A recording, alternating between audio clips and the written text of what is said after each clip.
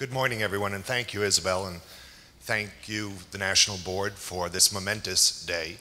I am Lou Provenzano. I am the President and Chief Operating Officer of Language Line Services, and it is a true pleasure and honor to be here to talk to you once again about National Medical Certification.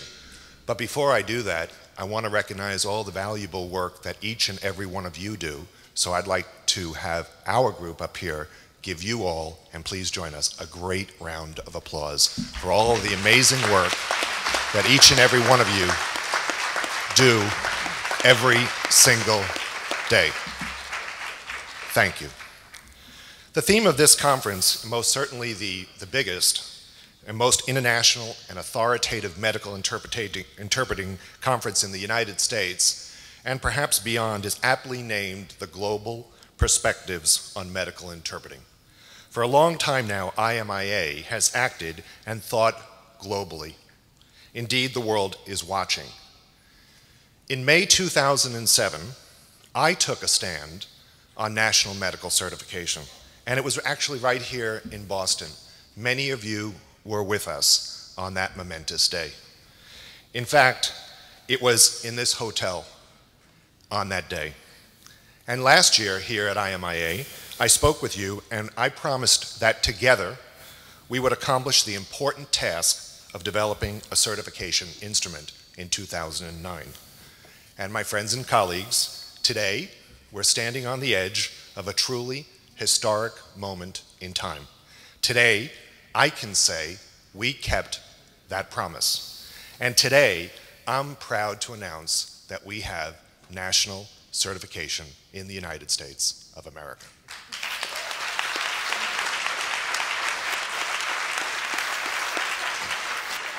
I congratulate each and every one of you for helping us bring us to this banner day, and I'm certain that the indispensable profession of medical interpreting will never be the same.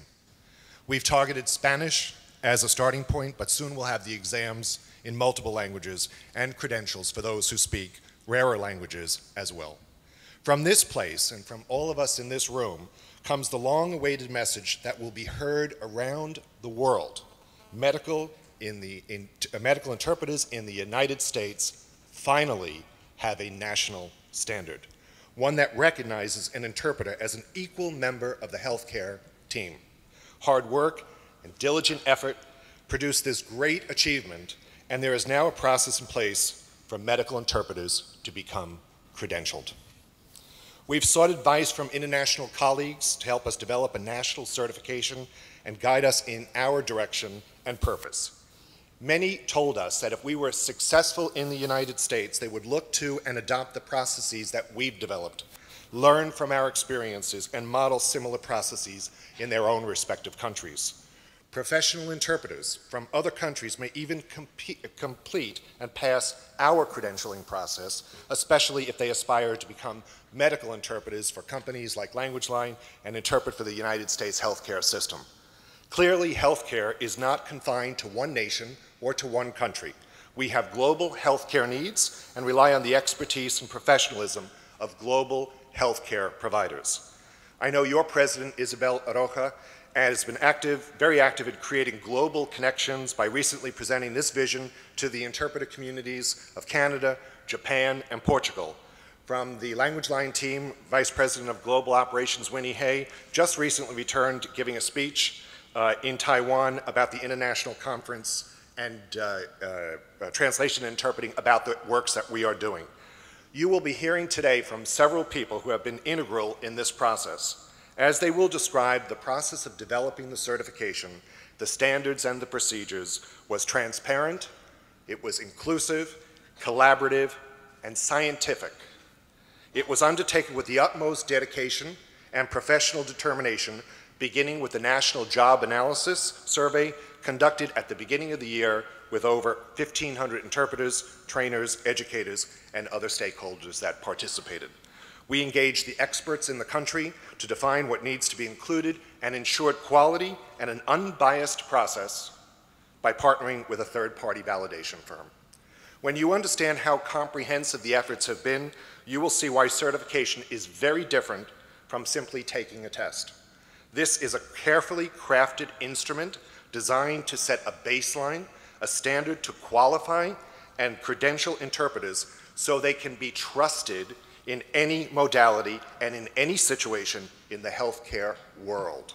It is a measure and proof of linguistic and cultural competency.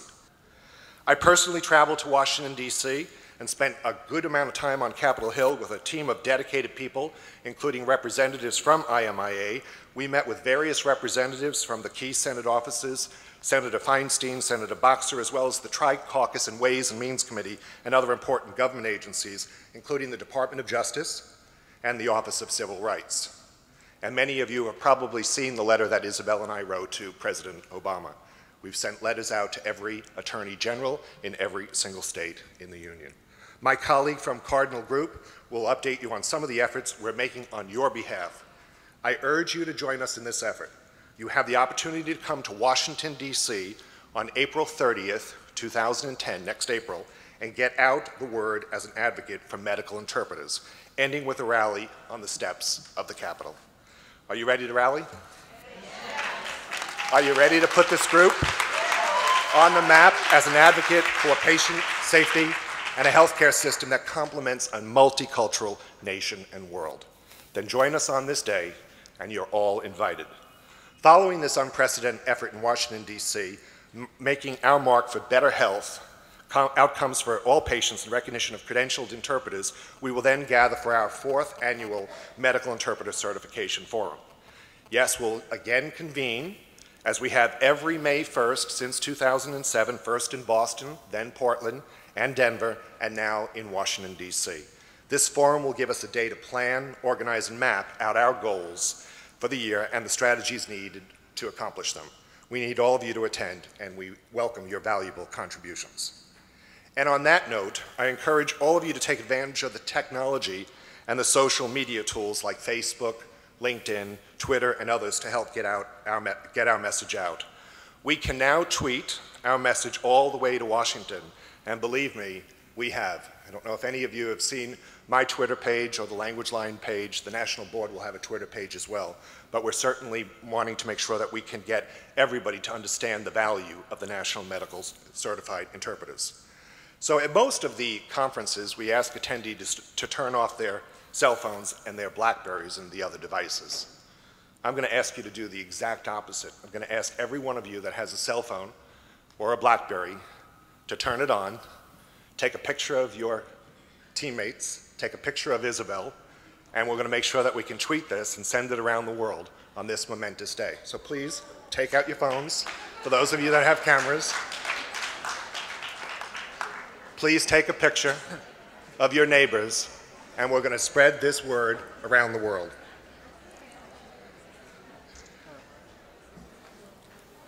There's absolutely no reason why we can't create our own buzz. And you'll be amazed at what the social media can do. You have the tools right in front of you.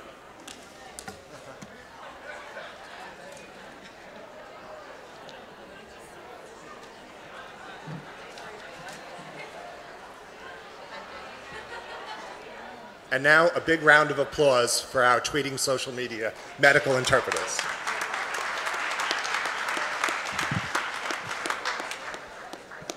Let's all be pioneers in this process, the first to become certified, the first to march on Washington in the name of equitable health care for limited English proficiency patients, and as a profession, an example for others around the world to follow. As we celebrate today our achievement of national certification, let us resolve to tackle future challenges with the same enthusiasm and perseverance that has gotten us this far. I'm very proud to be part of this team. Thank you and congratulations.